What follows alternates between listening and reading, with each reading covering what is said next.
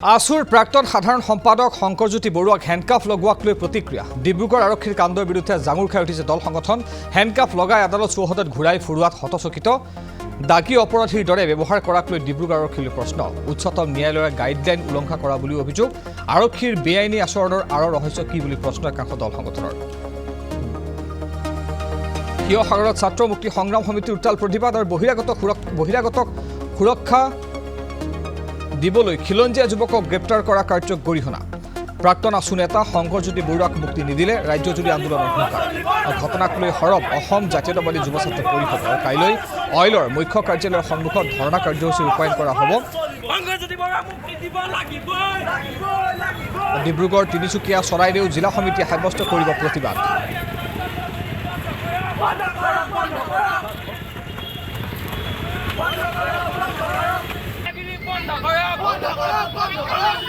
প্ৰাক্তন আছু নেতা শংকৰজ্যোতি বৰুৱাক আৰক্ষীয়ে গ্ৰেপ্তাৰ কৰাক লৈ এইভাবে প্ৰতিবাদ সাব্যস্ত কৰিছে দল সংগঠনে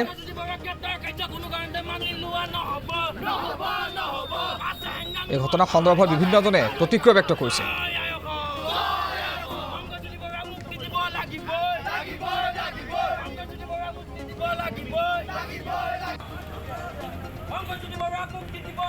কালি বহিৰাগত বিহাৰী এজাহাৰৰ ভিত্তিত দুলীয়াজনৰ এজন যুৱক প্ৰাক্তন ছাত্ৰ নেতা অসমৰ জনতাৰ নিপীড়িত জনতা আচলতে কণ্ঠ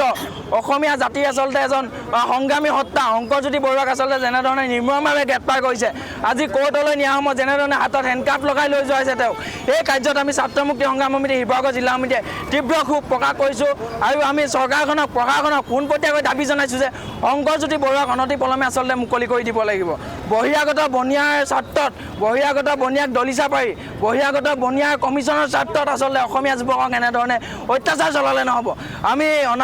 আমি বিগত সময়ছোৱাত বাৰম্বাৰ চৰকাৰখনক প্ৰশাসনক দাবী জনাইছোঁ যে অসমীয়া জাতিৰ সুৰক্ষাৰ বাবে আপোনালোকে কিবা এটা কৰক অসমীয়া জাতিৰ ওপৰত আচলতে এনেধৰণৰ নিৰ্যাতন চলালে কিন্তু আমি কোনো কাৰণতে ক্ষান্ত নাথাকিম তাৰ পিছতো চৰকাৰখনে অসমীয়া জনতাৰ বাবে অসমীয়া যুৱকসকলৰ বাবে কোনো ধৰণে কিন্তু গুৰুত্বপূৰ্ণ পদক্ষেপ আমি লোৱা দেখা পোৱা নাই আজি শংকৰজ্যোতি বৰুৱাৰ লগত হৈছে কালিলৈ বেলেগৰ লগত হ'ব এনেধৰণৰ আচলতে কাৰ্যকলাপ কোনো কাৰণতে মানি লোৱা নহ'ব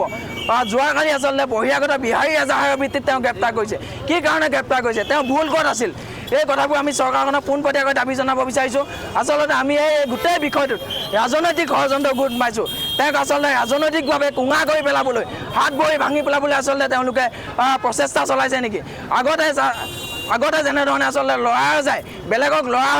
ৰজা হ'বলৈ নিদি আচলতে যেনেধৰণে ল'ৰাবিলাক যুৱকবিলাকক কোঙা কৰি পেলাইছিলে তেনেধৰণে এই বিজেপি চৰকাৰখনৰ দিনত এটা চেষ্টা চলোৱা হৈছে কাৰোবাৰ ৰাজনৈতিক চকীখন গুচি যাব বুলি তেওঁক কি এনেধৰণে ভৰিত কোঙা কৰি পেলাইছে নি ভৰি ভাঙি হাত ভাঙি চাওক দুলীয়াজান বীৰেন সিং তেল ডিপুৰ একেবাৰে নিচেই কাষতে দুলীয়াজান আৰক্ষী থানা আছে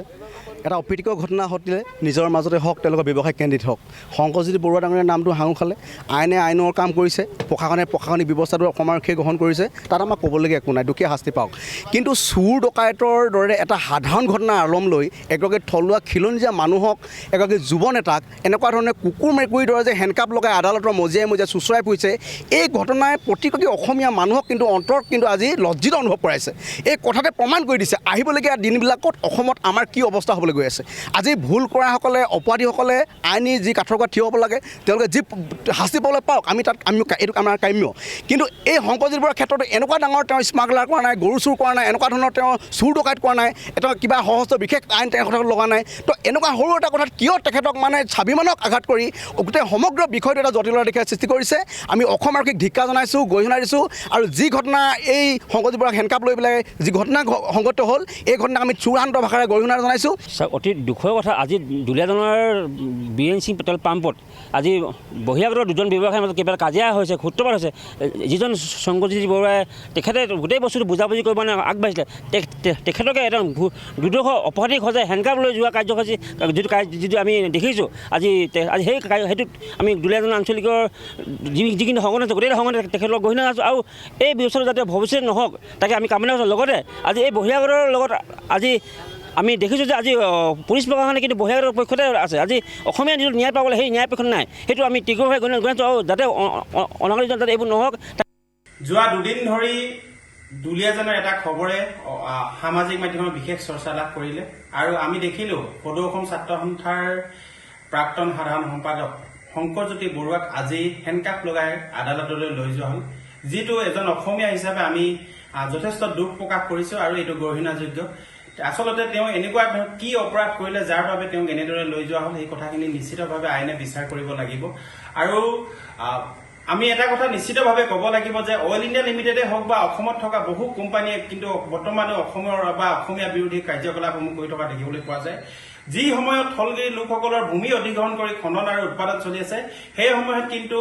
সেই কোম্পানীসমূহে কিন্তু অসমৰ থলুৱা লোকসকলক যিমান গুৰুত্ব প্ৰদান কৰিব লাগিছিল তেনেধৰণে গুৰুত্ব প্ৰদান কৰা দেখা নগ'ল। শেহতীয়াকৈ দেখিছো যে এগৰাকী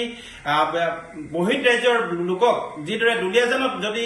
অইল ইণ্ডিয়া লিমিটেডে লিজত মাটি দি তেল ডিপু খুলিবলৈ তেল ডিপু খুলিবৰ কাৰণে অনুমতি প্ৰদান কৰিব পাৰে, তেনে ক্ষেত্ৰত কিন্তু অইল ইণ্ডিয়া লিমিটেডত আজি যদি এজন থলুৱা লোকে যদি এটা ৰাস্তা বিচাৰি যায় বা এটা তেওঁ অঞ্চলৰ এটা উন্নয়নৰ কাৰণে এটা আবেদন কৰিব যায়, তেনে ক্ষেত্ৰত কিন্তু বহু ধৰণৰ অজুহাত দেখুওৱা হয়। তাত সোধা হয় যে অইল ইণ্ডিয়া এই ব্যক্তিজন আচলতে অইল ইনফেক্টেড এৰিয়াৰ হয় নহয়। এই কথাবিলাকে কৰবাত নহয় কৰবাত কিন্তু থলুৱা বিৰোধী কাৰ্যকলাপ বুলি আমি অনুমান কৰিব লাগিব। আৰু লগতে এটা কথা স্পষ্ট ক'ব লাগিব, বহু কোম্পানী আছে যিসকলে কেৱল বহিৰাগত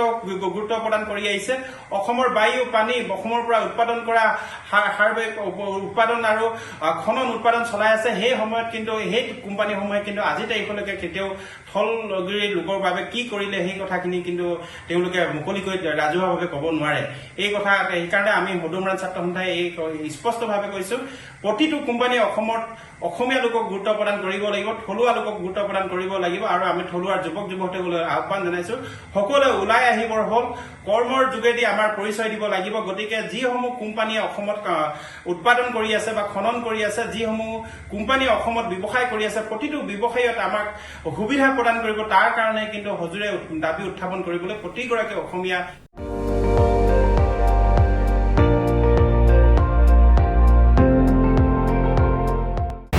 আপুনি চাই আছে ND24, সৰ্বশ্ৰেষ্ঠ নহয় সৰ্বোত্তমৰ দৌৰত।